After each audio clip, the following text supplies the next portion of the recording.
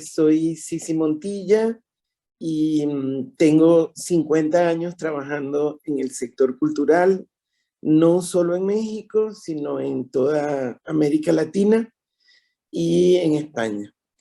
Y pues mi trabajo principalmente ha sido de análisis de indicadores, creación de sistemas de información y últimamente, en estos últimos 10 años, muy enfocada al desarrollo cultural. ¿Habías imaginado un escenario de esta magnitud? ¿Cómo lo describirías? Jamás hubiera pensado que una enfermedad, un virus, que es una cosa tan pequeña, causara un daño tan grande. ¿Cómo has vivido y vives la pandemia a nivel personal y profesional? ¿Qué cambios han ocurrido y cómo los has enfrentado?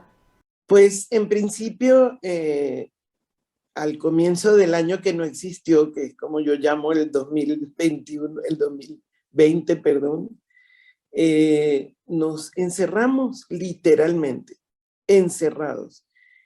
Creo que eso fue un cambio brusco porque somos personas que trabajamos con la gente, que nos gusta estar con la gente, y encerrarte y no tener contacto con nadie es muy duro. Luego, finalmente terminas aprovechando la tecnología y empiezas a generar relaciones de otro tipo a través de estos medios maravillosos. Y finalmente, en mi caso en particular, a mí me sirvió para ponerme a leer más, para ponerme a escribir, que tenía mucho tiempo pensando que tenía que escribir y no lo había hecho, y para analizar mucho lo que estábamos haciendo. Y sí, desde el punto de vista profesional, digamos, ha sido complejo porque, como te decía, mi trabajo ahora en estos últimos 10 años han sido más de desarrollo cultural, mucho contacto con las comunidades, y ahí sí se generó pues una brecha fuerte porque no era tan fácil y finalmente fue imposible moverte hacia otros lugares, ¿no? Hablando de impactos económicos, sociales, políticos y por supuesto culturales, ¿qué cambios a corto, mediano y largo plazo identificas para el sector cultural? Bueno, finalmente a corto plazo, muy corto plazo, hemos vivido de una manera muy directa la falta de estructura y estrategias para monetizar la oferta cultural en los medios, en las redes, en línea, pues digamos.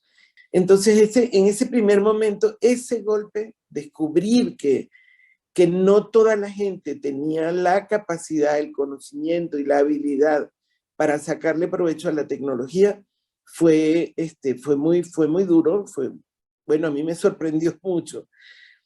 Particularmente me sorprendió mucho porque yo soy una adicta a la tecnología y tengo muchos años trabajando con tecnología y yo creo que todo el mundo hace lo mismo y ya me di cuenta que no. Entonces ese fue el primer choque, ¿no? Luego, como te digo, con el trabajo de desarrollo comunitario, el siguiente choque fue decir, bueno, y ahora, ¿cómo hacemos para que estas comunidades puedan seguir poniendo a circular sus contenidos culturales, lo que hacen? ¿Cómo hacemos para que no dejen de producir su música, sus danzas, su artesanía, su gastronomía? ¿Y cómo haces para poner eso en línea, ¿no? En el caso de la gastronomía es prácticamente imposible, ¿no?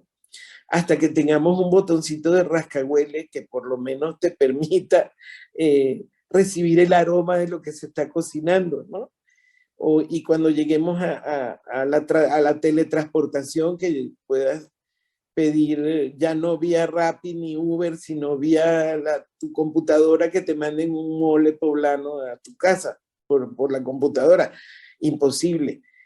Pero ahí nos dimos cuenta de otra cosa interesante, que fue que muchas de estas comunidades, sobre todo en San Luis, son comunidades que tienen muchos familiares que viven en Estados Unidos. Y son comunidades que tienen en sus manos equipos de teléfono incluso más sofisticados de los que uno mismo puede tener. Y entonces dijimos, bueno, digamos que aprovechen eso, ¿no? Y bueno, de ahí surgieron algunas políticas públicas en el Estado, acordes, digamos, para responder a este tipo de situaciones.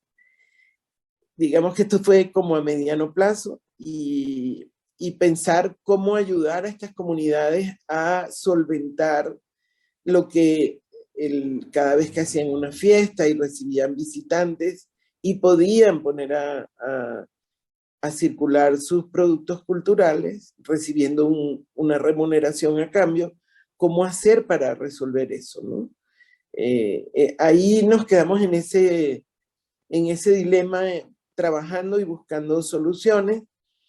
Y ya a largo plazo, en el estado de San Luis, sí se trabajó con algunas estrategias. Nos dimos cuenta también de la capacidad que tienen las comunidades para salir adelante, y con el apoyo de las instituciones logramos ayudar un poco más, ¿no?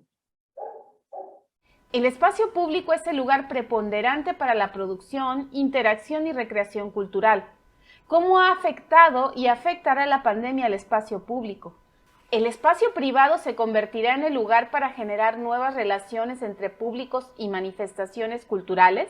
Fíjate que yo creo que una de las cosas que hay que trabajar, y seguramente ya habrá gente trabajando en eso, es en la reconceptualización de muchos términos, ¿no?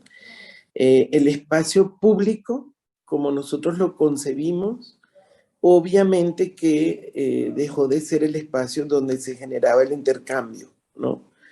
Y dejó de serlo porque finalmente todo el mundo tuvo que encerrarse. Hablando del inicio de la pandemia y de prácticamente todo el año 2020, ¿no? Entonces los teatros vacíos, cerrados, los cines, las plazas públicas donde se hacían conciertos, etcétera, cerrado todo, ¿no? Y cerrado todo de tal manera que nadie veía la posibilidad de hacer nada en esos espacios, ¿no? Justamente por el miedo del contagio y por todas las medidas sanitarias de la sana distancia, etcétera. Pero, como te decía, yo creo que esto trajo cosas buenas y cosas malas, ¿no? El espacio privado dejó de ser el espacio privado y comenzó a convertirse en el espacio público, ¿no? Porque de repente, particularmente los que somos maestros, nos encontramos con que todos los alumnos estaban adentro de nuestra casa. Entonces creo que ese trabajo, digamos, de reconceptualización es importante. Y es importante porque, no solo porque, bueno, por esto que digo, este cambio de esta concepción de público-privado, sino también porque ahí cambia la interrelación, la vinculación, los lazos que generas, etcétera. Y empezaron a suceder cosas interesantes. Por ejemplo, me tocó saber de unos amigos teatreros que pidieron en España, en la Gran Vía, pidieron permiso en la tienda de Zara y montaron una obra de teatro en una vitrina. Ellos dentro de la vitrina y el público que iba pasando por la calle, con la posibilidad de apreciar ese performance de esa manera, ¿no? Por ejemplo, también tuve la oportunidad de ver una obra de teatro japonesa donde los actores están adentro de un biombo de madera circular que tiene ventanitas y los actores están adentro y la gente está afuera mirando por una ventana, ¿no?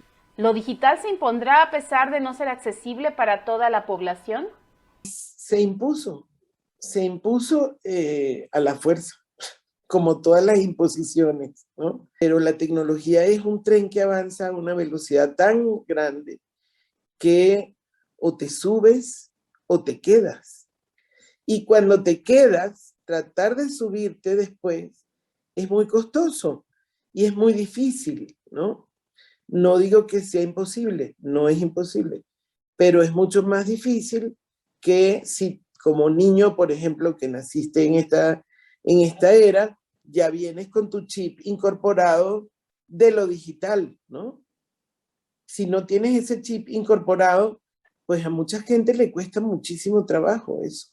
Esa imposición, digamos, pues obligó a mucha gente a ponerse las pilas, literalmente, o sea, empezar a estudiar, a analizar, a buscar, a aprender. Y en el caso, fíjate, ahí sí, en el caso de las políticas públicas, yo creo que particularmente en San Luis dimos una respuesta muy rápida a esto porque nos dedicamos, volcamos todo el programa de capacitación a la transferencia de tecnología. O sea, y convocamos artistas, productores, gestores, promotores, bibliotecarios, mediadores de salas de lectura, convocamos a todo el sector.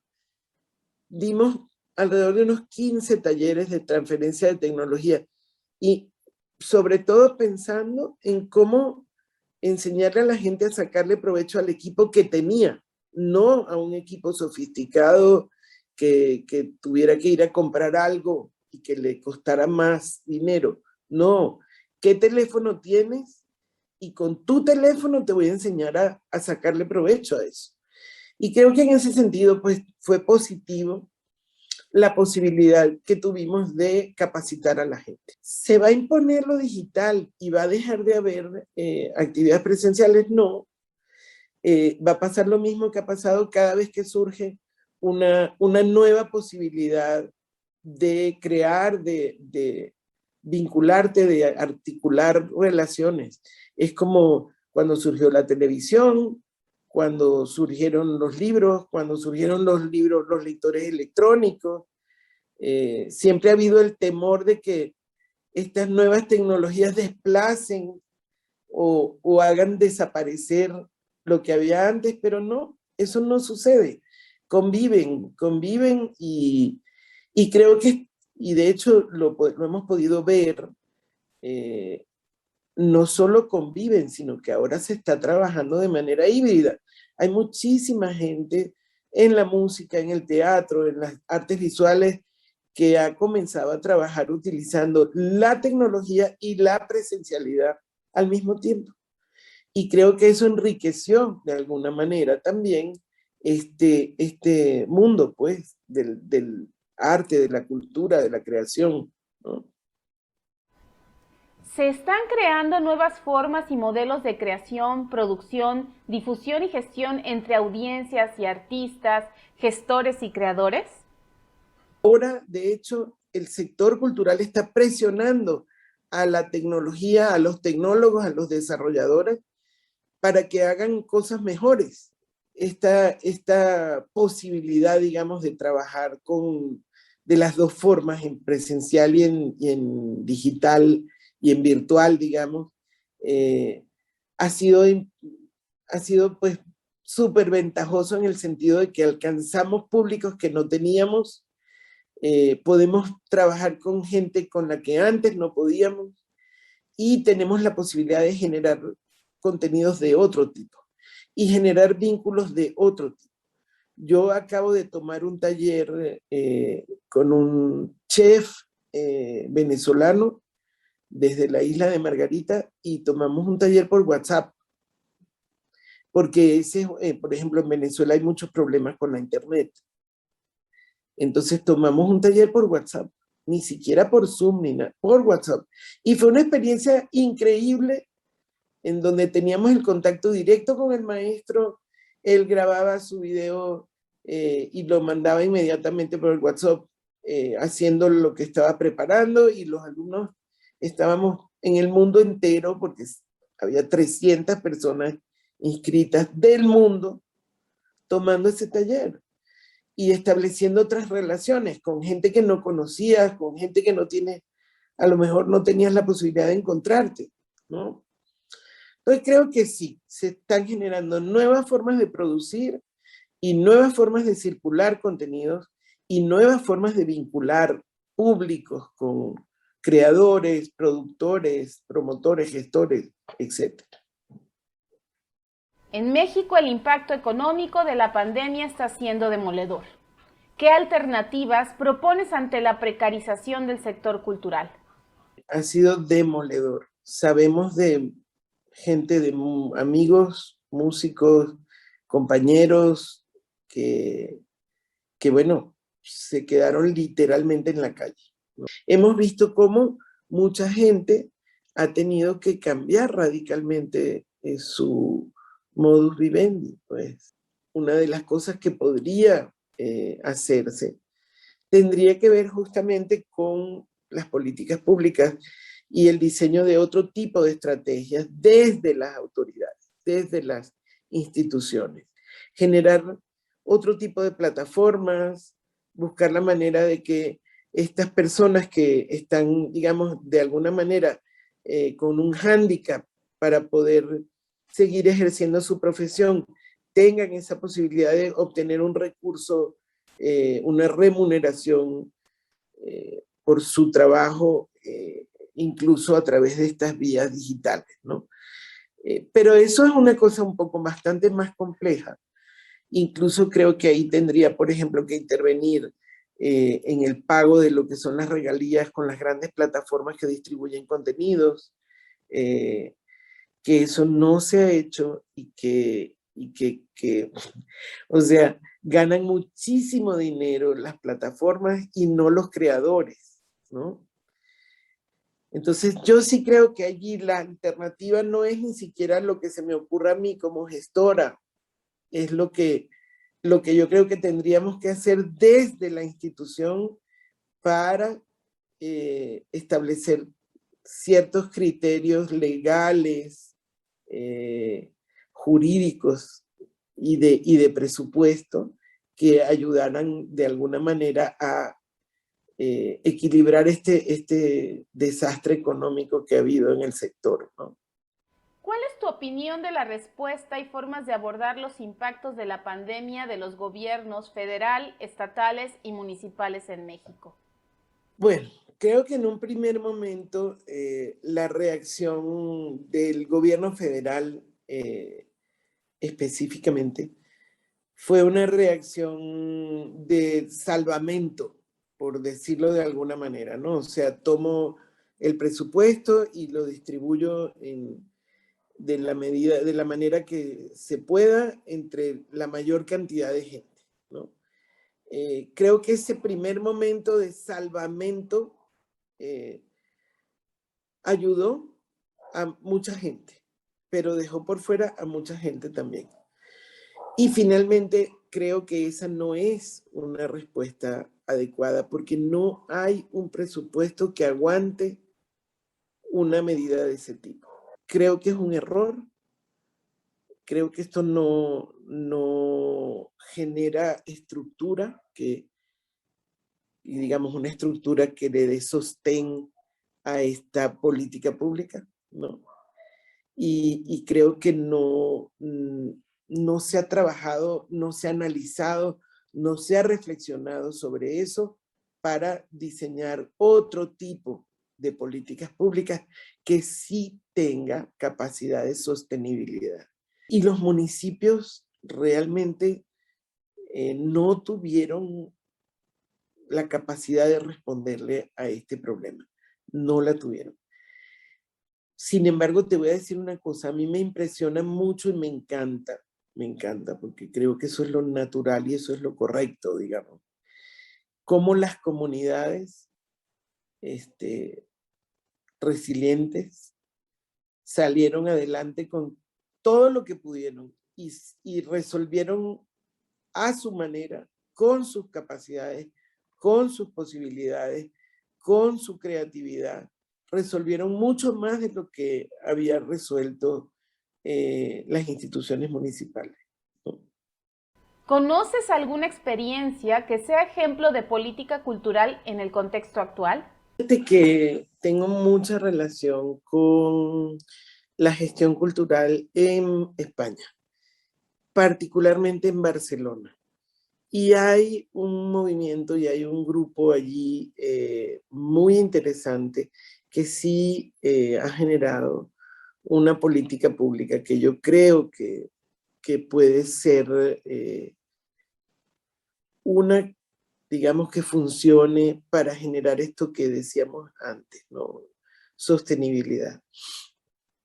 Este grupo trabaja directamente con las instituciones y son promotores y gestores culturales que están constantemente innovando, no solo en la creación, sino en los recursos, ¿no? Y en los medios. Generaron un espacio en donde han puesto a la orden de la gente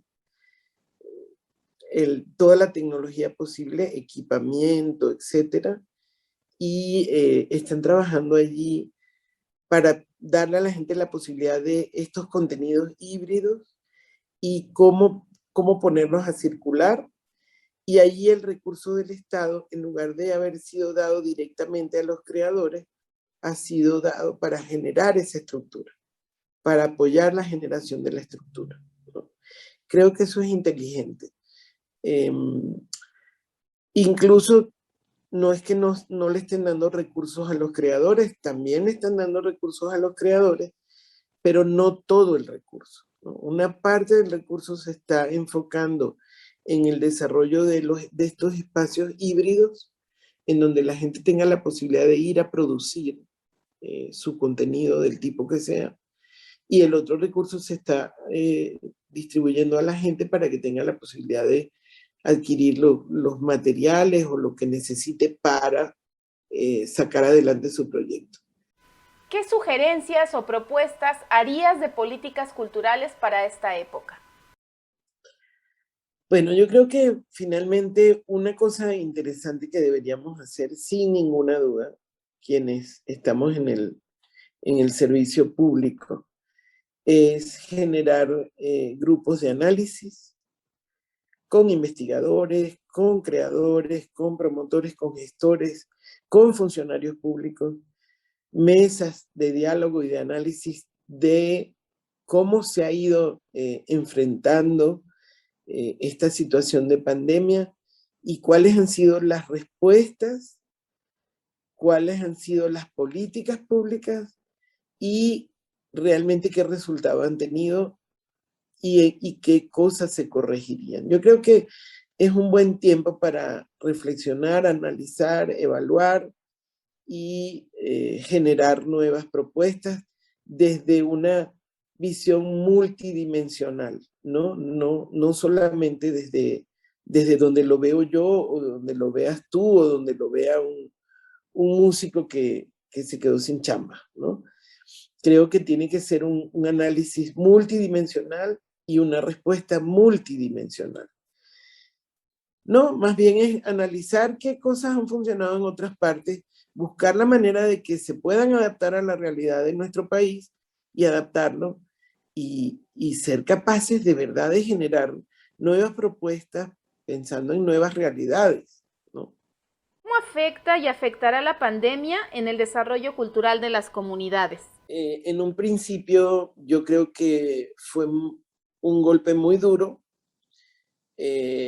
porque las comunidades generalmente generan contenidos y tienen la posibilidad de distribuirlos en sus fiestas, a donde va la gente, donde puedes no solo exponer tu música, tu danza, tu ritual, sino también aprovechar para vender algunos productos y tener un recurso económico de regreso, ¿no? Entonces, en ese sentido, sí fue muy duro para las comunidades, muy duro, pues porque perdieron esa posibilidad.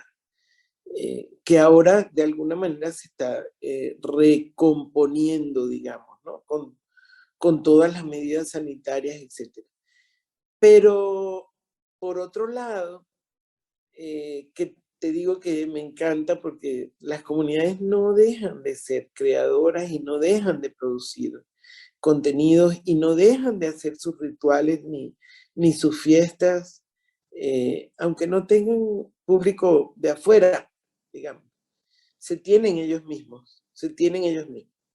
Y a mí me parece que esa retroalimentación entre ellos mismos, a lo mejor en este momento fue sana en el sentido de que muchas veces estas fiestas tradicionales estaban tan llenas de turistas que las mismas comunidades no tenían chance de mirarse a sí mismas, ¿no? Y creo que esto, de alguna manera, permitió esta posibilidad, ¿no? Lo comunitario es colectivo, es interacción en el espacio común. ¿Qué alternativas de reunión de creación colectiva vislumbras frente al contexto actual? Digamos que ahí yo no hablaría de alternativas de creación colectiva, porque como te decía antes, la comunidad no dejó de generar su producto cultural, ¿no? No dejó de generar su vinculación comunitaria, ¿no? Se siguieron relacionando y se siguieron eh, desarrollando desde ese punto de vista colectivo comunitario propio, dentro de su circunstancia y dentro de su espacio territorial, ¿no? Y lo que perdieron fue la posibilidad de la vinculación colectiva con el otro colectivo, el colectivo de afuera, ¿no? Y eso, pues, ahí sí que no hay alternativa, porque si tú generas ese otro encuentro, digamos, esa otra vinculación, tienes que generar un espacio donde esa comunidad que se cuidó, que se mantuvo resguardada, eh, la pones en peligro si la pones en un espacio colectivo público donde pueda haber la posibilidad de relacionarse con otros colectivos que no se cuidaron igual. Y lo que aprovechamos de hacer fue grabar, hacer videos, etcétera, para poder circular esas fiestas y esos rituales entre las comunidades que normalmente asistían a este tipo de actividades, ¿no?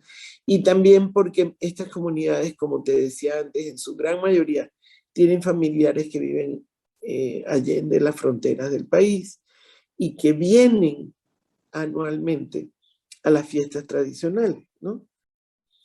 Sí generamos productos audiovisuales para que ellos pudieran compartir vía sus equipos de teléfono con sus familiares y con la gente que no pudo eh, asistir y participar ahí, ¿no?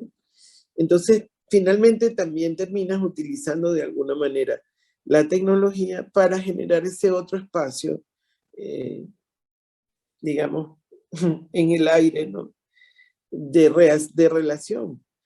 Y esto me recuerda mucho me hace reflexionar sobre un trabajo muy interesante que ha hecho un antropólogo mexicano que se llama Federico Bécera, que se dedicó muchísimos años a trabajar sobre las comunidades radiofónicas, las comunidades que estaban en el aire, pues finalmente, en las ondas de la radio, en donde de manera muy interesante se mantenían los idiomas mexicanos, con gente que vivía en Estados Unidos, que hablaba inglés y que hablaba, por ejemplo, otomí, pero no hablaba español, ¿no? Entonces, cómo estas comunidades virtuales, cómo estas comunidades, y en este caso tecnológicas, digamos, digitales, pueden ayudar a preservar la lengua, la cultura, las tradiciones, etcétera, a pesar de no tener una relación física o de acercamiento físico, ¿no? ¿Qué agentes culturales serán indispensables para incidir en la realidad actual? Yo creo que todos, ¿no? Pero yo partiría por decir que aquellos que son empáticos, sensibles y que se han procurado y han tratado, digamos, de actualizarse, capacitarse y tener la posibilidad de acceder, utilizar, aprovechar la tecnología. Creo que en todos los tiempos, en todas las circunstancias, lo más importante que debe tener un gestor es su calidad humana. Eso es lo más importante. Y yo creo que la pandemia, en muchos casos, hizo que la gente reflexionara sobre eso, ¿no? Sobre el valor que tiene la calidad humana y la sensibilidad y la capacidad de ser empáticos, ¿no? Pero aparte de eso, sí necesariamente actualizarte, profesionalizarte y aprender a utilizar recursos que antes no utilizabas. No solo para ti como promotor y gestor cultural, sino para ti justamente como vínculo entre estas comunidades que no han tenido esta posibilidad y el público, ¿no?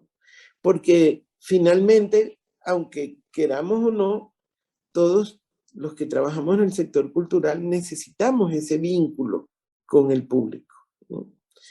No solo los creadores que lo necesitan como un alimento vital, ¿no? Las instituciones, los promotores, los gestores, necesitamos que se genere ese vínculo, porque finalmente ese vínculo es el que genera el espacio en donde se dan las interacciones, las retroalimentaciones, etcétera, ¿no? Si no nos preocupamos por generar estos vínculos, por restablecer estos lazos de intercambio, y no nos preocupamos desde el punto de vista humano, estamos dejando de hacer nuestro trabajo, ¿no? Y ya nuestro trabajo no tendría sentido. Pues, ¿qué sentido tiene un gestor cultural que trabaja para él solo? No tiene ningún sentido, ¿no? Entonces yo creo que eso es lo más importante, ¿no? La calidad humana, la capacidad de vincularse, la empatía, la capacidad de ponerte en el lugar del otro y junto con el otro generar soluciones y generar posibilidades y restablecer ese espacio que ya no sabemos si es público o es privado, en donde se dan esas interacciones.